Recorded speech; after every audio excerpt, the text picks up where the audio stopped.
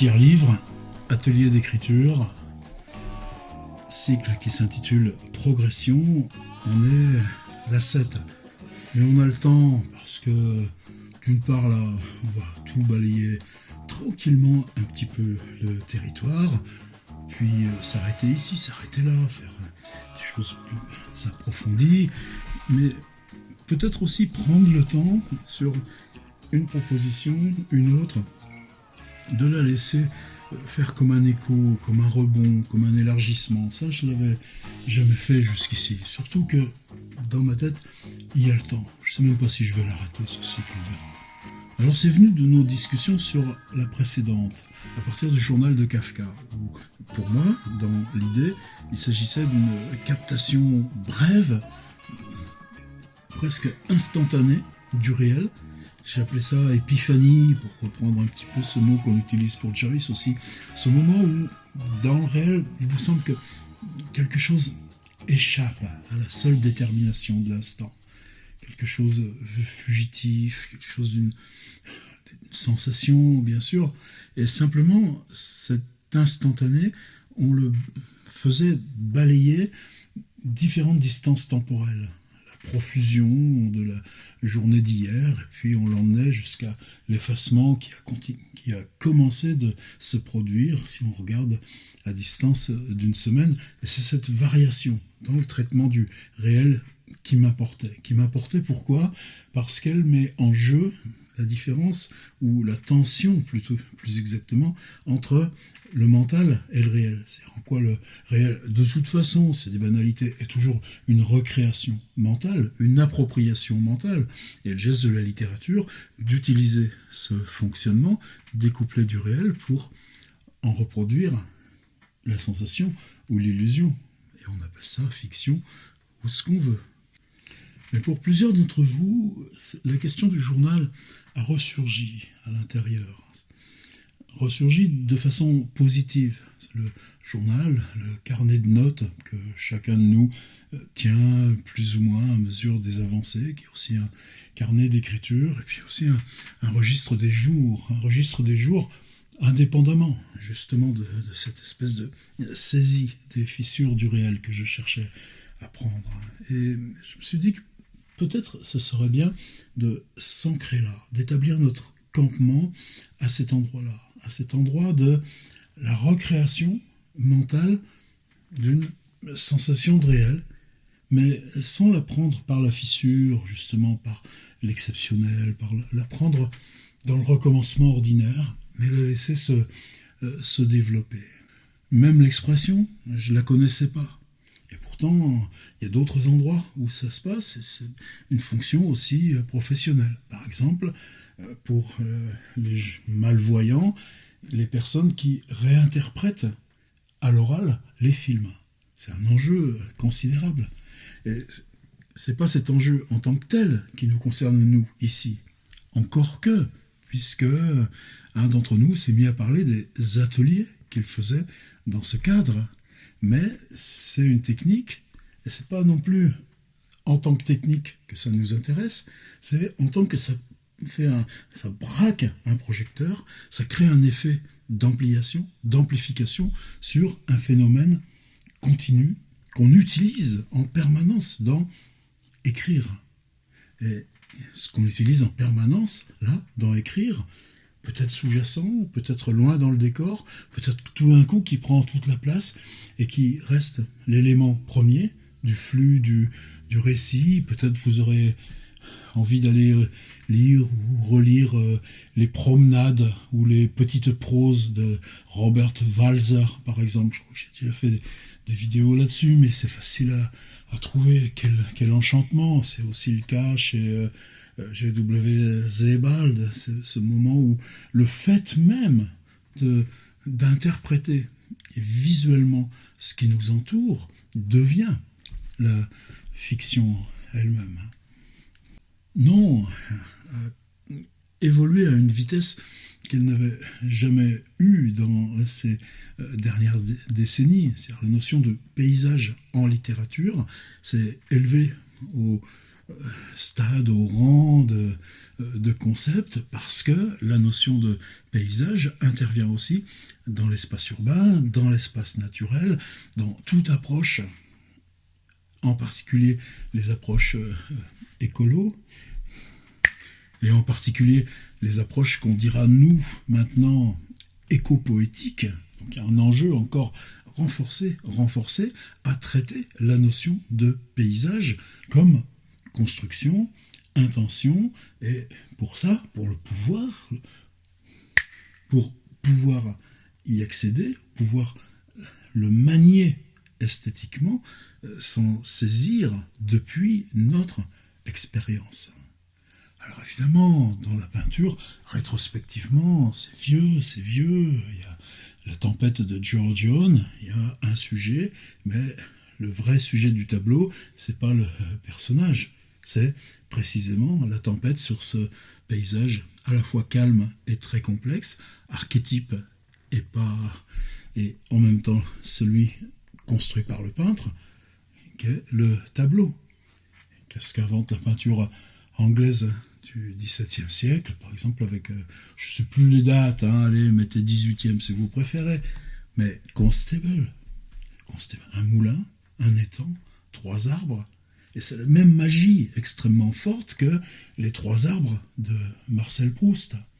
Et jusqu'ici, je crois que moi j'en étais resté un petit peu cette notion du paysage, c'est-à-dire quelque chose qui s'est peu à peu rendu autonome dans la peinture, mais de Constable à Turner, et encore je ne sais même pas si lequel précède l'autre, dans Turner, ça redevient encore amplification et fiction, alors que chez Constable, non.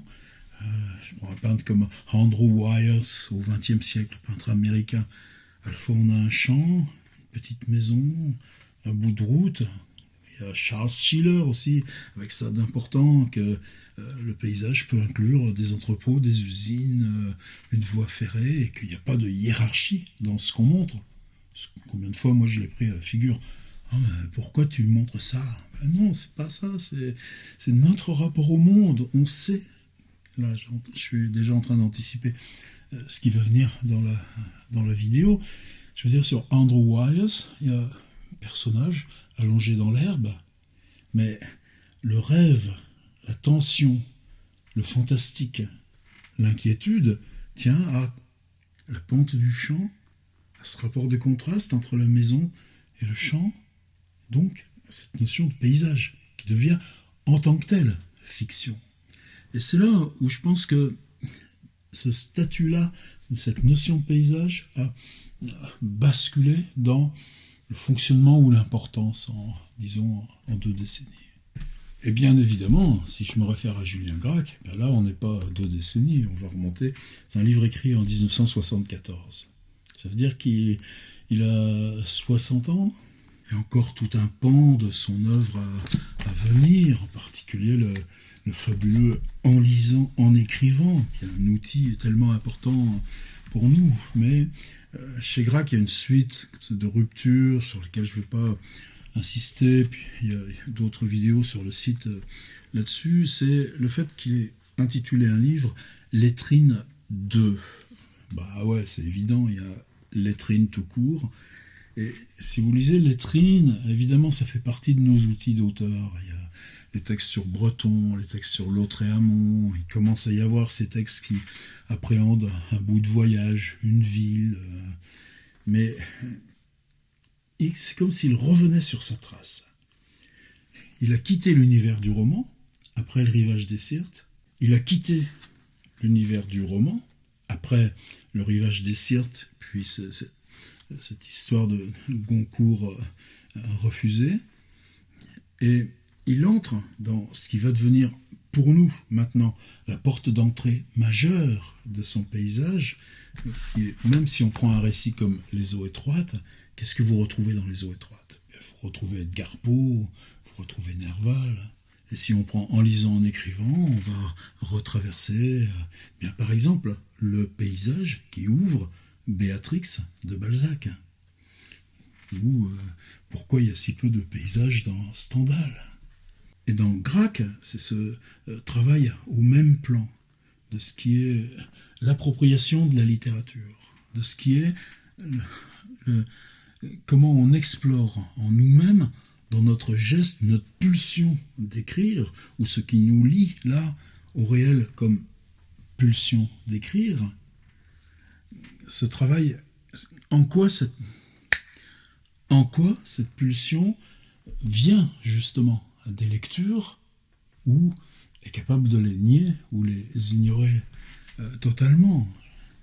Un exemple pour moi, dans Lettrine 2, justement, c'est un paysage de Bretagne qui s'appelle maintenant le Val sans retour. Le Val sans retour, c'est une grande lande, donc une lande rase avec des bruyères un peu mauves, et puis au milieu, il y a justement le Val, c'est-à-dire une fissure dans les rochers, une fissure profonde, mais dans laquelle poussent des arbres. C'est-à-dire que ça se traduit à la surface, quand on approche de loin, par une forme zigzagante verte, à la même hauteur que les landes de bruyère mauve. Et quand on descend aujourd'hui, c'est un petit peu c'est un peu perdu le texte de Gracq parce que maintenant c'est une promenade du dimanche avec une grande piste 4x4 avec des parkings et tout ça. C'est plus du tout comment lui il explorait là dans les années 60, 70. Mais on a là un des exemples qui est comment et par quoi Gracq ouvre ce dernier cercle concentrique de son travail. Un point particulier où une fissure profonde est invisible, sinon cette ligne verte dessinée dans la lande sans rien révéler de la fissure de roche. Alors Lettrine, pour moi, c'est un livre un petit peu, justement, parce qu'il est sur cette bascule, inépuisable, parce que, d'abord parce que la façon dont c'est construit, la façon dont ça raconte, à chaque fois, on se laisse happer. Il y a par exemple dans la suite des chapitres, je crois que c'est même assez étrange parce que les éditions Corti, à l'époque c'était le vieux Corti, donc il y avait une espèce d'arrogance. Vous voulez un livre de Gracq ? Ok, c'est un livre qui se construit par chapitre, débrouillez-vous. Si vous ne faites pas de table des matières, on ne va pas s'amuser à ça. Alors à vous de plonger dans le livre et dire à quel moment est son voyage d'Amérique ? C'était en 71. Gracq prend pour la première fois l'avion, pour la première fois traverse l'océan, pour la première fois, vous savez, les avions donc passent à la limite du Groenland, et puis ensuite il y a petit à petit le continent américain avec tous ces lacs, ces forêts infinies, et pour lui c'est une stupéfaction. Son avion va se poser pour un bref transit à Montréal, donc tout d'un coup il y a cette première approche du Canada par cette approche de la ville, ce grossissement quand ça tombe, et puis ensuite il repart pour Chicago sans changer d'avion, et puis de Chicago il y a un premier voyage à New York, lui répugner, le heurter, ensuite il y a une tournée de fac dont Madison, Wisconsin, etc. J'entre pas dans le détail, et quand il reviendra à New York 3 semaines après, il reprendra le France. Il est équipé d'un appareil photo, d'un Kodak. On a quelques-unes de ces photos. Elles sont à la fac d'Angers, si je me souviens bien. C'est eux qui avaient, dans les ruines de la vente générale Gracq, ce désastre, au moins avaient sauvé les appareils et les photos. On est loin d'avoir tout numérisé, je crois. Eh bien, ce voyage d'Amérique de Julien Gracq, oui, c'est une section totalement autonome de Lettrine. Et il y a une autre section. Alors vous savez que dans la vie de Julien Gracq, monsieur Louis Poirier, qui était prof agrégé de philo, qui enseignait en Cagne et Hippocagne, si mes souvenirs sont bons, dans un lycée parisien, à Chaptal, ou ce genre-là, excusez-moi, ou peut-être même Louis le Grand, ça c'est pas moi ce qui m'intéresse. Dans ces riches possessions matérielles, il y avait la suite de ces 2 chevaux, et puis le fait que dans ses vacances de prof, avec l'argent des livres, il s'était offert un petit studio. Alors, c'est en Vendée, c'est dans un patelin qui est pas joli, c'est dans ces espèces de bétonnage-là des années 70. Jamais plus on ferait ce genre de massacre. On a tous été voir où était le bâtiment de Gracq, où était sa fenêtre, où étaient ses étages. C'est insauvable, quoi. Mais Bon, lui, une fois que c'est établi, tous les étés, il va dans ce petit studio. Et ce petit studio, simplement, il est face à la mer, comme la maison aussi, comme le logement qu'occupe Marguerite Duras aux Roches Noires à Trouville. Eh bien, dans l'étrine, alors, est-ce que c'est la première année qui vient dans son brave studio, qui pose sa 2 chevaux en bas? Est-ce que ça résulte de plusieurs années de présence avant qu'il se mette à l'exercice?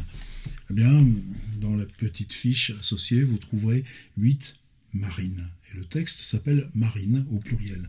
La marine, tout à l'heure je parlais de constable, c'est un registre particulier de la peinture.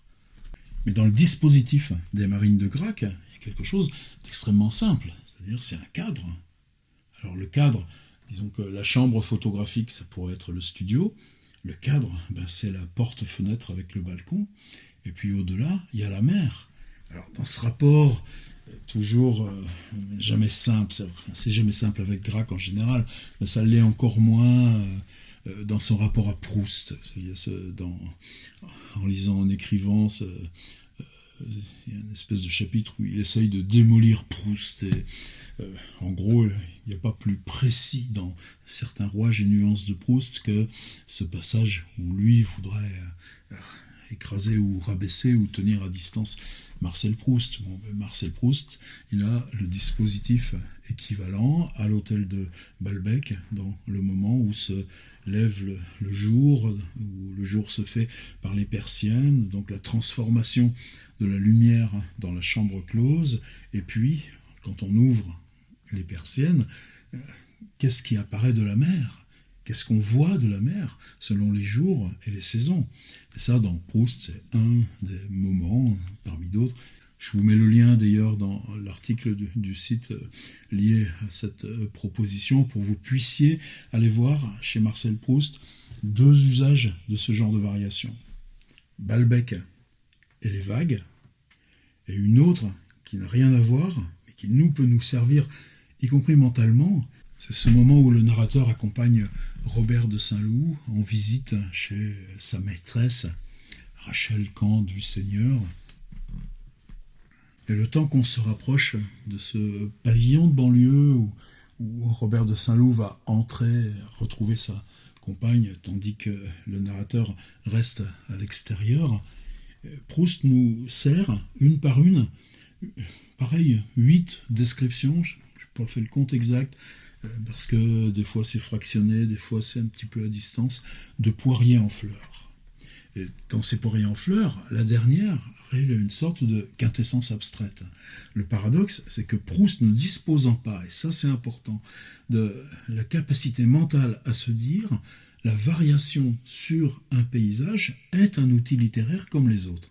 Donc, il se retrouve à créer un artifice, la marche, le déplacement spatial du narrateur de la petite gare près de la mairie jusqu'au pavillon qu'habite Rachel, pour faire surgir la possibilité de décrire un poirier en fleurs dans son contexte, et puis que, par le fait même que la description se rejoue, arriver à cette quintessence abstraite, parce que son dernier, c'est une toile de Monet. Donc c'est dans cet ancrage que je voudrais qu'on se place, et vous mesurez bien en quoi, à la fois il est nouveau, et à la fois il est dans une tension littéraire, justement parce qu'on joue avec les géants de Proust, à Grac, qui physiquement n'était pas un géant. Pour moi, c'est là où on reste dans la continuité de ce travail, c'est-à-dire des éléments qui en tant que tels, maintenant on utilise tous, sans s'en rendre compte, le fait que le texte, la fiction, la non-fiction, quoi que ce soit qu'on écrive dans un récit, puisse basculer, ou du moins inverser ses curseurs, devenir un moment parfaitement descriptif, ou revenir à une action centrée sur des personnages ou une chambre close. Mais bien se rendre compte que ça a une histoire. Et le principe, là, qu'on utilise nous, en atelier d'écriture, c'est qu'on attrape le moment de cette histoire où surgit cet outil en tant que forme, où surgit cette forme en tant qu'outil. Il y a un autre chapitre d'ailleurs qui s'appelle Éphéméride, où on a une sorte de bout de journal, de notes du quotidien. Alors peut-être c'est important de juste situer le contexte, c'est que Gracq donc a légué à la Bibliothèque nationale, j'en sais pas le compte exact, en tout cas quelques dizaines de cahiers, et dans ces cahiers, pour lui, il y avait un processus d'écriture quotidien, continu, et lui-même utilisait ces cahiers pour en extraire, en fabriquer, à vitesse lente, mais détachable, rendu autonome, ce qui constitue lettrine 1, lettrine 2, en lisant, en écrivant, et quelques autres de ces textes, y compris peut-être les eaux étroites, je ne sais pas. Et pas d'illusion à se faire, les numérisations et la publication de ces manuscrits et cahiers, il y en a eu un opus l'hiver dernier, mais ça va se faire sur la durée, et les gars comme moi, ils n'auront pas le droit à la vision globale. C'est comme ça, Gracq lui-même a organisé qu'il y avait une temporalité, laissant passer. Voilà mon exercice. Le cadre, à vous de le choisir, il faut que de l'autre côté ce soit important. La chambre photographique, oui aussi, parce que c'est quoi la différence par rapport à Delot quand on avait travaillé? C'est pas le narrateur qui compte, c'est pas vous qui comptez, c'est le paysage. Donc vous n'y êtes pas. Comment on a inventé par exemple le sténopé, vous savez, un grand tissu noir sur une fenêtre, un tout petit opercule, et puis se recompose l'image comme en réel, en vraie présence de ce qui est au dehors. Donc c'est des chambres photographiques pour sténopé. Et nous, on ne s'occupe que de cette image. Il ne veut pas de vous dans cette histoire. Par contre, une fois que vous savez quel est pour vous ce lieu, le lieu choisi pour le dispositif. C'est-à-dire, c'est pas simplement la vue, c'est la vue et de là où on la regarde. Ça peut inclure les bords, la poignée de fenêtre, les volets qu'on ferme, comme Proust installe ses persiennes. Bien, ce dispositif, la première chose, c'est quoi sa valeur dans le temps? Est-ce que c'est, comme Proust, un changement de valeur depuis l'aube jusqu'au moment où monsieur se lève à 11h du matin? Est-ce que c'est comme Julien Gracq, le début de saison, dans la violence neuve du printemps jusqu'à l'automne, puisque après il ne revient pas? Peut-être aussi. Est-ce que c'est telle fenêtre qui pour vous était là déjà dans l'enfance et qui s'est reconduite dans l'adolescence ou plus tard adulte, dans une maison où vous pouviez revenir, que ce soit fini ou bien que ça continue pour vous? Ben, ça aussi, c'est une possibilité. Mais en tout cas, tous ces déplis de temps sont possibles à condition que vous les identifiez. Je rajouterai juste quelque chose. Moi, ce que je pense là pour un tel exercice, on resterait sur le format, vous allez voir les 8 marines, les 8 passages que j'ai sélectionnés des marines de Gracq, c'est des passages. Si vous pouvez les lire dans leur ensemble, franchement, on ne perd pas son temps pour son écriture à soi, à avoir pas loin de sa table d'écriture lettrine et bien sûr en lisant, en écrivant. Mais au moins une dizaine de lignes et peut-être 5. C'est-à-dire une fois que vous avez le lieu et une fois que vous avez les variations temporelles et sur quelle durée temporelle, à ce moment-là,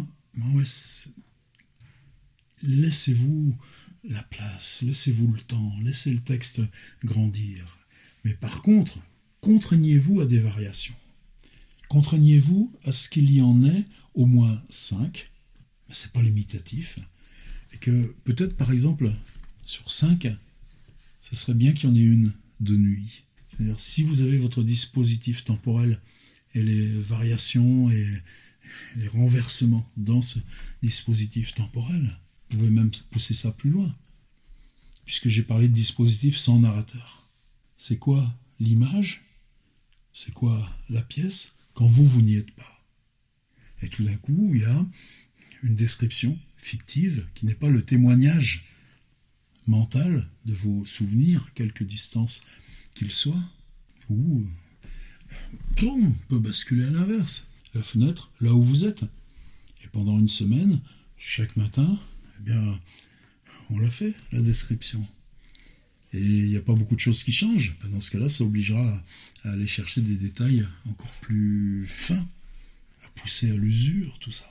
Pas la peine de reprendre ni résumer. Choisir, il faut que ça compte pour vous. De toute façon, vous n'y serez pas.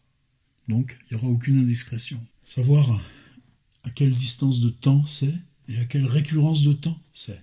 C'est très beau aussi, pour ça, les eaux étroites. C'est une petite balade, ça n'a rien à voir. Hein. C'est une balade linéaire, quelque chose qu'on fait en remontant un petit affluent bouché de la Loire. Mais c'est des souvenirs d'enfance, mais c'est des souvenirs quand on y allait, du coup, sans les parents, avec les copains adolescents.